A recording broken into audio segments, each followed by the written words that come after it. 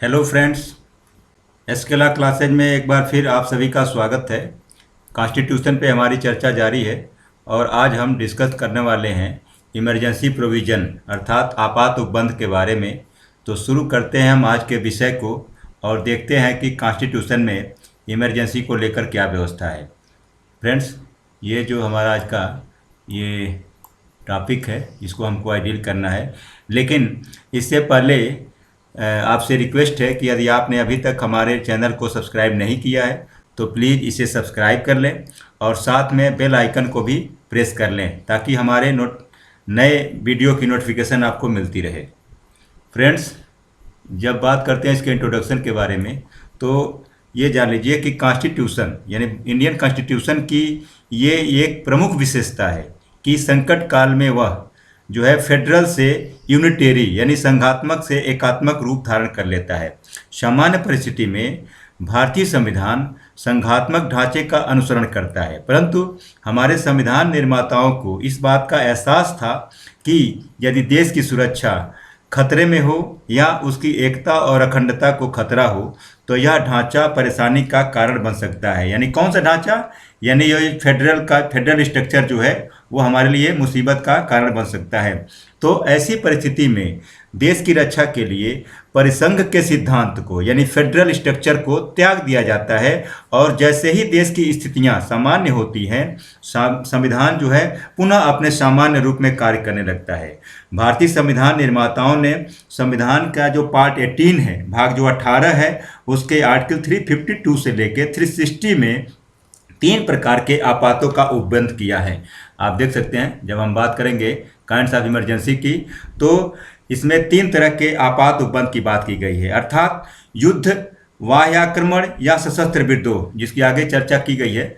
ठीक है, तो युद्ध यानी वार, वाह्य आक्रमण यानी इंटरनल एग्रेशन और सशस्त्र विद्रोह यानी आर्म रेबेलियन की स्थिति में उत्पन्न आपात, जिसे हम आम बोलचाल की भाषा में क्या कहते हैं, नेशनल इमरजेंसी या राष्ट्रीय आपात।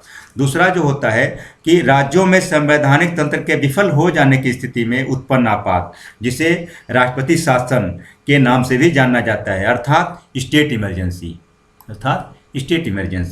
उसी तरह से ऐसी स्थिति जिसमें भारत का वित्तीय अस्थायित्व यानी क्रेडिट यानी साख संकट में हो तो इसे वित्तीय आपात कहते हैं या इसको फाइनेंशियल इमरजेंसी के नाम से जाना जाता है। तो फ्रेंड्स, अब हम एक एक करके इन तीनों पर डिटेल में डिस्कस करेंगे, जिसमें सबसे पहले हम देखेंगे किसको, तो सबसे पहले हम नेशनल इमरजेंसी के बारे में डिस्कस करने वाले हैं।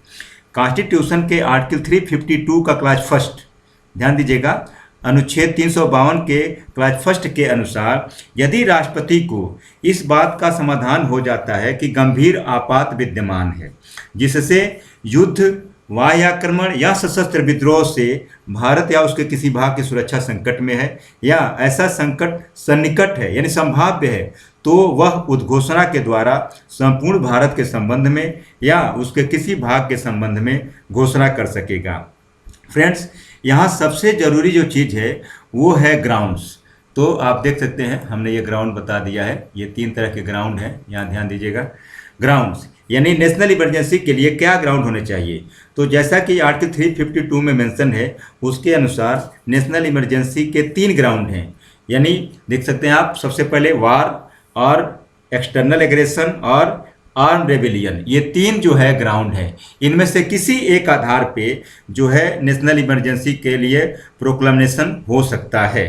ठीक है, ध्यान दीजिए कि मूल संविधान जो ओरिजिनल कॉन्स्टिट्यूशन है उसमें सशस्त्र विद्रोह यानी सशस्त्र विद्रोह मतलब क्या है कि आर्म रेबेलियन, ध्यान दीजिएगा, ये आर्म रेबेलियन जो शब्द है ये 44 अमेंडमेंट के जरिए जोड़ा गया है। 44 अमेंडमेंट के पहले ये क्या था, इसके जगह पे ये था इंटरनल डिस्टर्बेंस, आंतरिक अशांति का शब्द का इस्तेमाल किया गया था, लेकिन 44वें संशोधन के द्वारा इसके जगह पे जो है आर्म रेबेलियन शब्द को रख दिया गया। तो जब आपात की उद्घोषणा युद्ध या बाह्य आक्रमण यानी वार या जो है एक्सटर्नल एग्रेशन के आधार पर की जाती है तब इसे बाह्य आपात के नाम से जाना जाता है, जबकि यदि उद्घोषणा आर्म रेबेलियन के आधार पर की जाती है तब इसे आंतरिक आपातकाल के नाम से जाना जाता है। फ्रेंड्स, अब हम जो है उद्घोषणा का जो राज्य क्षेत्रीय विस्तार है, यानी territorial extension of the proclamation, ध्यान दीजिएगा कि टेरिटोरियल एक्सटेंशन ऑफ प्रोक्लेमेशन जो है नहीं, जो राज्य क्षेत्रीय विस्तार है, इसका विस्तार कहाँ तक होता है इसके में डिस्कस करेंगे। देखिए, मूल संविधान में विशिष्ट तौर पर यह कहीं नहीं कहा गया कि आपात की उद्घोषणा को भारत के किसी विशिष्ट भाग तक ही सीमित किया जा सकता है। इसका मतलब क्या हुआ? तो इसका अर्थ यह निकाला जाता है कि समस्या चाहे देश के किसी भी विशिष्ट भाग तक ही क्यों न हो, परंतु आपात की उद्घोषणा पूरे देश के लिए की जाएगी। ये व्यवस्था पहले थी। 42nd अमेंडमेंट के द्वारा जो है राष्ट्रपति को यह अधिकार प्रदान किया गया कि वह आपात की उद्घोषणा को पूरे भारत या उसके किसी विशिष्ट क्षेत्र तक भी सीमित रख सकता है। ठीक है, ऐसी उद्घोषणा जो होगी क्या कहते हैं, आपका जो आर्टिकल 352 है, तो 352 का क्लास सेकंड क्या कहता है कि ऐसी उद्घोषणा में किसी पश्चातवर्ती उद्घोषणा के द्वारा परिवर्तन किया जा सकेगा या उसको वापस लिया जा सकेगा।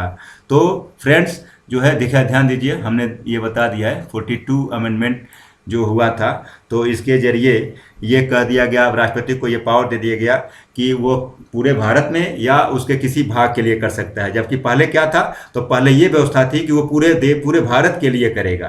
ठीक है, वहीं जो आपका 352 का क्लास सेकंड है, तो वो ये बताता है कि जो पश्चातवर्ती उद्घोषणा के द्वारा पहले वाले उद्घोषणा को वापस लिया जा सकता है या उसमें कोई चेंजेस किया जा सकता है। ठीक है, तो अब हम जो है आपात का अनुमोदन, ध्यान दीजिएगा, ये approval and duration of emergency, यानी आपात का अनुमोदन और अवधि पे हम डिस्कस करेंगे। मित्रों, राष्ट्रपति आपात की उद्घोषणा तभी जारी करेगा जब उसे मंत्रिमंडल का विनिश्चय लिखित रूप में सूचित किया जाए। ध्यान दीजिएगा, यहाँ रिटन चाहिए, अर्थात पूरे मंत्रिमंडल के परामर्श से वह उद्घोषणा जारी करेगा, न कि केवल प्रधानमंत्री के परामर्श से, जैसा कि 1975 में हुआ था। सारी दुनिया जानती है 1975 में जो इमरजेंसी लगा था उसके बारे में। उस समय 25 जून 1975 से 21 मार्च 1977 तक का जो 21 महीने का अवधि था, तो उस अवधि में भारत में जो है आपातकाल घोषित था। जो उस समय तत्कालीन राष्ट्रपति फखरुद्दीन अली अहमद ने तत्कालीन प्रधानमंत्री श्रीमती इंदिरा गांधी के कहने पर आर्टिकल 352 के तहत जो है आपातकाल की उद्घोषणा कर दी थी। स्वतंत्र भारत के इतिहास में यह सबसे विवादास्पद और अलोकतांत्रिक समय था, अलोकतांत्रिक काल था। आपातकाल में क्या हुआ, तो आपातकाल में चुनाव स्थगित हो गए तथा नागरिकों के अधिकारों को निलंबित करके मनमानी की गई। इंदिरा गांधी के जो राजनीतिक विरोधियों को कैद कर लिया गया और जो फ्रीडम ऑफ प्रेस है, यानी प्रेस पर पूरी तरीके से रिस्ट्रिक्शन लगा दिया गया था। प्रधानमंत्री श्रीमती इंदिरा गांधी के जो बेटे थे संजय गांधी, तो उनके नेतृत्व में बड़े पैमाने पर पुरुष नसबंदी का अभियान चलाया गया था और इस अवधि के बारे में जितना भी बताया जाए शायद कम ही होगा।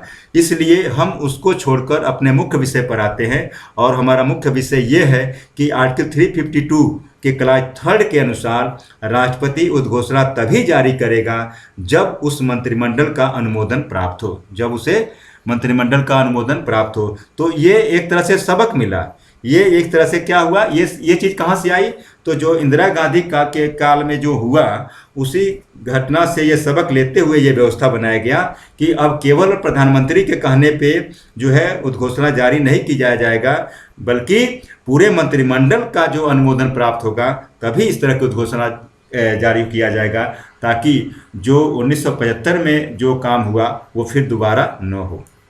ऐसी प्रत्येक उद्घोषणा, ध्यान दीजिएगा कि यहाँ लिखा है, हमने लिख दिया है कि every proclamation before each house of parliament, ऐसी प्रत्येक उद्घोषणा जो होगी संसद के प्रत्येक सदन के समक्ष रखी जाएगी और यदि 1 मास की समाप्ति के पहले संसद के दोनों सदनों द्वारा अनुमोदित नहीं कर दिया जाता है, यानी जो रिजोल्यूशन होगा, जो संकल्प होगा, उसको अनुमोदित अप्रूव नहीं किया जाता है, तो वो इन्फोर्स में नहीं रहेगा।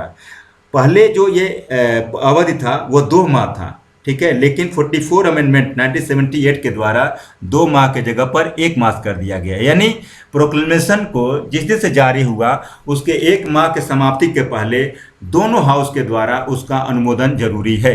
ठीक है, यदि उद्घोषणा मान लीजिए उस समय जारी की जाती है जब लोकसभा का विघटन हो गया है या लोकसभा का विघटन बिना कोई रिजोल्यूशन पास किए 1 माह की अवधि के भीतर हो जाता है, तो यदि वह उद्घोषणा राज्यसभा के द्वारा अनुमोदित कर दिया जाता है तो क्या होगा, तो लोकसभा जब फिर पुनर्गठित होगी, जिस समय लोकसभा पुनर्गठित होगी तो उसकी प्रथम बैठक की तारीख से 30 दिन की समाप्ति पर इनफोर्स नहीं रहेगी। अर्थात जब नई लोकसभा का गठन हो जाएगा तो गठन के 30 दिन के भीतर उसका अनुमोदन होना जरूरी है।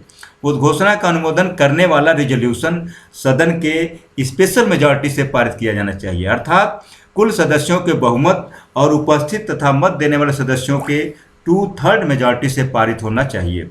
44 जो संशोधन हुआ, तो इस संशोधन के पहले ऐसा रिजोल्यूशन केवल और केवल जो है ऑर्डिनरी मेजॉरिटी से ही पारित किया जा सकता था, लेकिन अब ऐसा नहीं है। अब क्या है, अब स्पेशल मेजॉरिटी यानी 2/3 की मेजॉरिटी जरूरी है।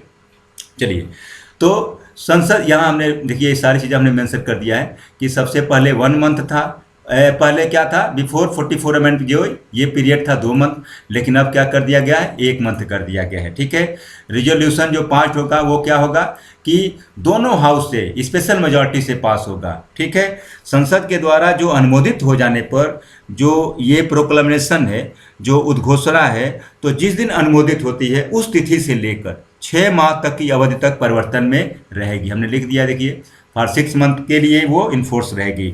लेकिन यदि 6 माह के पहले ही इसे रिवोक कर लिया जाता है तो जिस दिन रिवोक किया गया उस तिथि से इन्फोर्स नहीं रहेगी।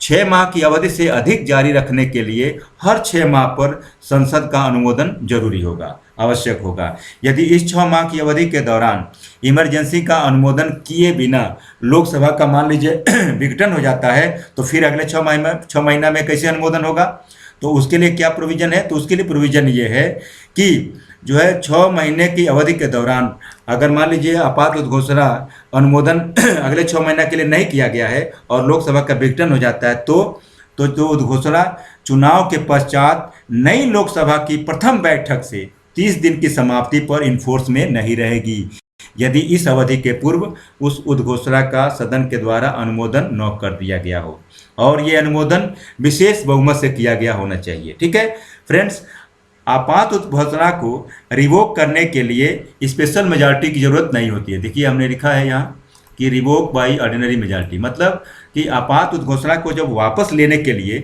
जो फर्दर प्रोक्लेमेशन होता है, जो दूसरा प्रोक्लेमेशन होता है, तो उसके लिए क्या होता है, उसके लिए स्पेशल मेजॉरिटी की जरूरत नहीं होती है, बल्कि साधारण बहुमत से ही रिवोक किया जा सकता है। यदि लोकसभा की कुल सदस्य संख्या के 1/10 यानी 1/10 सदस्यों के द्वारा लिखित नोटिस आपात उद्घोषणा की समाप्ति के आशय के साथ, ये मतलब इंटेंशन होना चाहिए कि हम जो है आपात उद्घोषणा है उसको समाप्त करना है, तो जो है आपात उद्घोषणा के समाप्ति के इंटेंशन के साथ स्पीकर को, अब स्पीकर को कब दिया जाएगा, यदि सदन का सत्र चल रहा हो।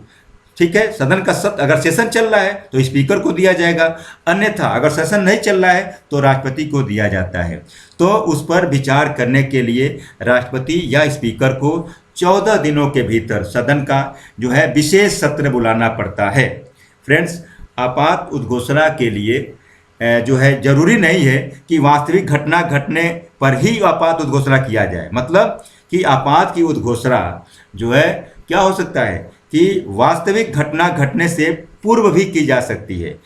यदि राष्ट्रपति को यह समाधान हो जाए कि युद्ध या बाह्य आक्रमण या सशस्त्र विद्रोह का संकट सन्निकट है, खतरे की का केवल जो है आशंका मात्र ही है, तो आपात की उद्घोषणा के लिए इतना ही पर्याप्त होगा।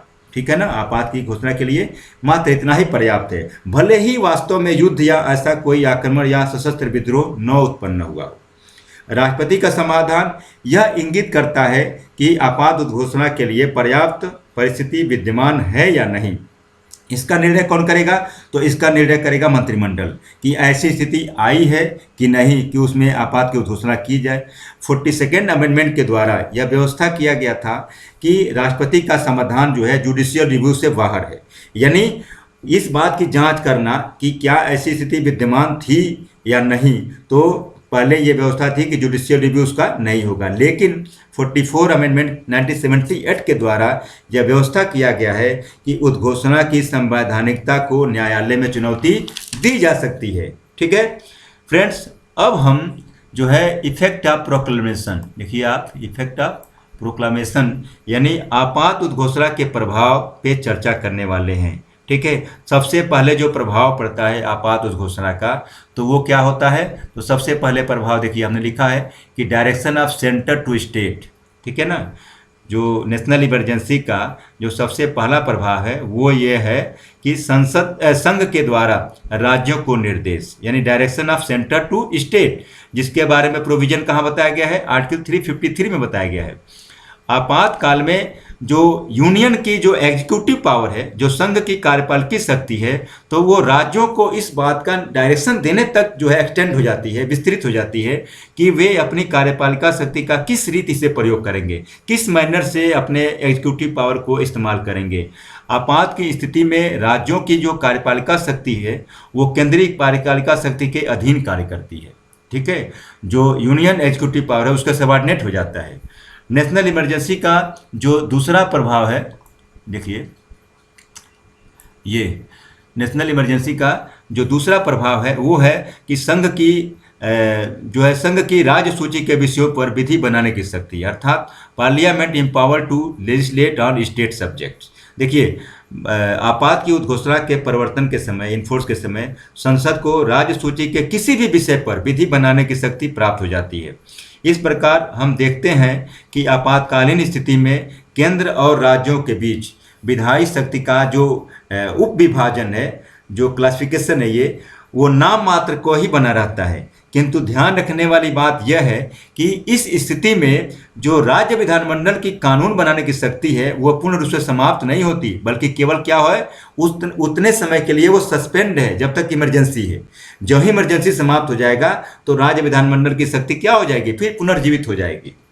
नेशनल इमरजेंसी का जो तीसरा प्रभाव है, देखिए तीसरा प्रभाव है वो क्या है कि अल्ट्रेशन इन फाइनेंशियल रिलेशन, यानी जो है वित्तीय संबंधों में परिवर्तन। तो इसके बारे में प्रोविजन कहाँ बताया गया है? तो इसके बारे में प्रोविजन आर्टिकल 354 में बताया गया है। और इसके अनुसार आपात उद्घोषणा जब इन्फोर्स होती है तो उस स्थिति में, उस अवधि में राष्ट्रपति आदेश द्वारा, जैसा कि वह उचित समझे, आर्टिकल 268 से आर्टिकल 279 तक में उपबंधित केंद्र और राज्यों के वित्तीय संबंधों में परिवर्तन कर सकता है। ऐसे प्रत्येक आदेश को यथासंभव शीघ्र संसद के प्रत्येक सदन के समक्ष प्रस्तुत किया जाएगा, जिसके बारे में विस्तृत रूप से हमने अपने पूर्व में जो यूनियन स्टेट रिलेशनशिप हम पढ़ रहे थे तो उसमें फाइनेंशियल रिलेशन वाले वीडियो में हमने इस पे मतलब डिटेल में डिस्कस किया था। तो अगर इसके बारे में और जानना होगा आपको तो आप उस वीडियो में जाके जो यूनियन स्टेट रिलेशनशिप है उसमें फाइनेंशियल रिलेशन को आप पढ़ लेंगे तो इसके बारे में वहाँ और भी ज़्यादा मैटर आपको मिल जाएगा। नेशनल इमरजेंसी का जो चौथा प्रभाव है, देखिए चौथा जो प्रभाव है वो क्या है? तो वो है लोकसभा की अवधि में वृद्धि, यानी extension of life of Lok Sabha. जब आपात की उद्घोषणा इन्फोर्स में है तब पार्लियामेंट लॉ के द्वारा लोकसभा की अवधि को 1 वर्ष के लिए बढ़ा सकती है। यह अवधि एक बार में 1 वर्ष से अधिक नहीं बढ़ाई जा सकती और आपात उद्घोषणा समाप्त हो जाने के पश्चात 6 माह तक स्वयं ही समाप्त हो जाएगी। मतलब क्या है कि मान लीजिए इमरजेंसी समाप्त हो गई तो उसके बाद से 6 महीना के अंदर अपने आप ही ये जो है प्रोक्लेमेशन समाप्त हो जाएगा। इसको समाप्त करने की जरूरत नहीं है, ऑटोमेटिक समाप्त हो जाएगा।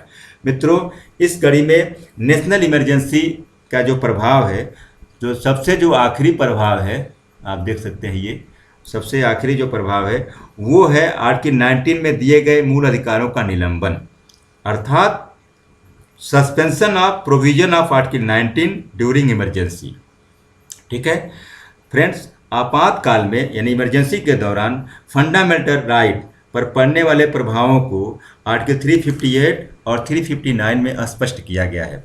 आर्टिकल 358 के अनुसार आपातकाल के दौरान आर्टिकल 19 का क्या होता है? स्वतः निलंबन हो जाता है, अपने आप जो है आर्टिकल 19 क्या होता है? ऑटोमेटिक सस्पेंड हो जाता है। इसके लिए अलग से कोई घोषणा जारी करने की जरूरत नहीं पड़ती है। लेकिन ध्यान रखने वाली बात यह है कि आर्टिकल 19 का सस्पेंशन युद्ध और बाह्य आक्रमण के समय ही होता है। सशस्त्र विद्रोह के आधार पे जो है आर्टिकल 19 का सस्पेंशन नहीं होता है। मतलब कि युद्ध और वाह्य आक्रमण के समय तो होता है, सशस्त्र विद्रोह के कारण घोषित आपात की स्थिति में जो है आर्टिकल 19 का सस्पेंशन नहीं होता है। ठीक, आर्टिकल 358 केवल उन्हीं विधियों को जो है सुरक्षा प्रदान करता है जिसका संबंध आपातकाल के साथ हो और जिनमें इस आशय की घोषणा की गई हो कि ऐसे कानूनों के तहत दिए गए आदेशों को ही यह सुरक्षा प्राप्त होती है। आपात की उद्घोषणा के समाप्त होते ही आर्टिकल 19 क्या होता है, पुनर्जीवित हो जाता है। जहां तक आर्टिकल 359 की बात है तो मूल संविधान में यह उल्लिखित था कि आपात के दौरान आर्टिकल 359 के अनुसार राष्ट्रपति आदेश निकालकर किसी भी फंडामेंटल राइट का निलंबन कर सकता है। निलंबन कितने समय के लिए होगा इसकी घोषणा राष्ट्रपति के आदेश में ही की जाएगी, लेकिन 44वें संशोधन अधिनियम 1978 के द्वारा इसमें संशोधन करके यह प्रोविजन बना दिया गया कि आर्टिकल 359 के तहत जारी आदेश से आर्टिकल 20 और 21 के द्वारा जो फंडामेंटल राइट दिए गए हैं उनको निलंबित नहीं किया जा सकेगा। मतलब क्या हुआ कि अब आज के डेट में आर्टिकल 359 के आदेश के द्वारा आर्टिकल 20 और 21 में दिए गए फंडामेंटल राइट को सस्पेंड नहीं किया जा सकता है। ठीक है, संसद द्वारा पारित किसी कानून को आर्टिकल 359 के तहत जो इम्यूनिटी है, जो उन्मुक्ति है, छूट है, वो तभी प्राप्त होगी जब उस कानून में यह स्पष्ट रूप से उल्लेख किया गया हो कि उसका संबंध उस समय लागू आपात की उद्घोषणा से है। आर्टिकल 355 की बात अगर करते हैं तो आर्टिकल 355 यह उपबंधित करता है कि बाह्य आक्रमण और आंतरिक अशांति से प्रत्येक राज्य की सुरक्षा करना तथा प्रत्येक राज्य की सरकार संविधान के उपबंधों के अनुसार चलाई जाए, यह सुनिश्चित करना संघ का यानी यूनियन का जो है क्या है, कर्तव्य है। फ्रेंड्स, अब नेशनल इमरजेंसी से जो जुड़ी हुई सबसे आखिरी और अहम जानकारी है वो है कि अब तक भारत में कितनी बार राष्ट्रीय आपात की उद्घोषणा की गई है। तो देखिए हमने यहाँ मेंशन कर दिया है national emergency in India till date. ठीक है, मतलब आज के तिथि तक जो है नेशनल इमरजेंसी भारत में कुल कितनी बार की गई है। तो फ्रेंड्स, आर्टिकल 352 के तहत पहली उद्घोषणा चीनी आक्रमण जब हुआ था 26 अक्टूबर 1962 को, ध्यान दीजिए 26 अक्टूबर 1962 को जब चीनी आक्रमण हुआ था तो उस समय जो फर्स्ट इमरजेंसी के लिए, नेशनल इमरजेंसी के लिए पहली उद्घोषणा की गई थी और ये कब तक चला, तो ये 10 जनवरी 1968 यानी जो है 10 जनवरी 1968 तक जारी रहा। ठीक है, आप देख लेंगे 10 जनवरी 1968 तक ये जारी रहा। अतः उसी बीच क्या हुआ, तो देखिए 1968 तक तो वही जारी रहा, मतलब वो इमरजेंसी चल ही रहा था। उसी बीच में 1965 में क्या हुआ कि पाकिस्तान के विरुद्ध जो हुए युद्ध में जो नया आपातकाल उद्घोषणा जारी करने की आवश्यकता नहीं पड़ी। कहने का मतलब ये हुआ कि एक बार जब इमरजेंसी के लिए उद्घोषणा जारी हो चुकी थी, उसी बीच में एक और जो है युद्ध शुरू हो गया तो उसके लिए अलग से उद्घोषणा जारी करने की आवश्यकता नहीं हुई। दूसरी उद्घोषणा कब जारी हुई, तो पाकिस्तान के द्वारा अघोषित युद्ध के आधार पे जब 3 दिसंबर 1971 को, देखिए 3 दिसंबर 1971 को पाकिस्तान ने क्या कर दिया कि अघोषित युद्ध छेड़ दिया, तो उस दौरान जो है दूसरी उद्घोषणा जारी की गई थी। ठीक है, दूसरी उद्घोषणा जारी की गई थी, लेकिन ये किसके आधार पर की गई थी, इंटरनल डिस्टर्बेंस के आधार पे यानी आंतरिक अशांति के आधार पे जो है जारी की गई थी। ठीक है, अच्छा, जो दूसरी उद्घोषणा जारी की गई थी उसके बाद से क्या हुआ कि 25 जून 1975 को तीसरी उद्घोषणा जारी की गई। ठीक है, इंटरनल डिस्टर्बेंस के नाम पे ही जो है 25 जून 1975 को तीसरी उद्घोषणा जारी की गई। हमने पहले ही डिस्कशन किया था इंदिरा गांधी के समय जब इमरजेंसी जो घोषणा हुई थी, जो फखरुद्दीन अली जब राष्ट्रपति थे तो उस समय जो इमरजेंसी की घोषणा की गई थी, तो वो क्या हुआ था कि उस समय कोई युद्ध या वाह्य आक्रमण नहीं हुआ था, वो इंटरनल डिस्टर्बेंस के आधार पे जो है जारी किया गया था। ठीक है, 25 जून 1975 को तीसरी घोषणा की गई थी। तो दूसरी उद्घोषणा जो पाकिस्तान के विरुद्ध अघोषित युद्ध के लिए हुआ था और दूसरी उद्घोषणा जो इंटरनल डिस्टर्बेंस के आधार पे इंदिरा गांधी के समय जारी किया गया था, तो दोनों को 21 मार्च 1977 को वापस ले लिया गया। देखिए यहाँ लिख भी दिया हम 21 मार्च 1977 को वापस ले लिया गया, जिसके बाद अभी तक जो है भारत में किसी तरह की ये राष्ट्रीय आपात की घोषणा जारी नहीं की गई है। तो फ्रेंड्स, आज हम लोगों ने नेशनल इमरजेंसी पर जितनी भी चर्चा हो सकती थी उस पर हमने विस्तार से चर्चा किया, और आगे भी यह चर्चा ऐसे ही जारी रहेगी। अपने अगले वीडियो में हम स्टेट इमरजेंसी पर डिस्कस करेंगे। आपको हमारा ये वीडियो कैसा लगा कमेंट करके ज़रूर बताइएगा, और अगर पसंद आया हो तो लाइक, सब्सक्राइब व शेयर ज़रूर कीजिएगा। So thank you friends for watching my video. Thank you.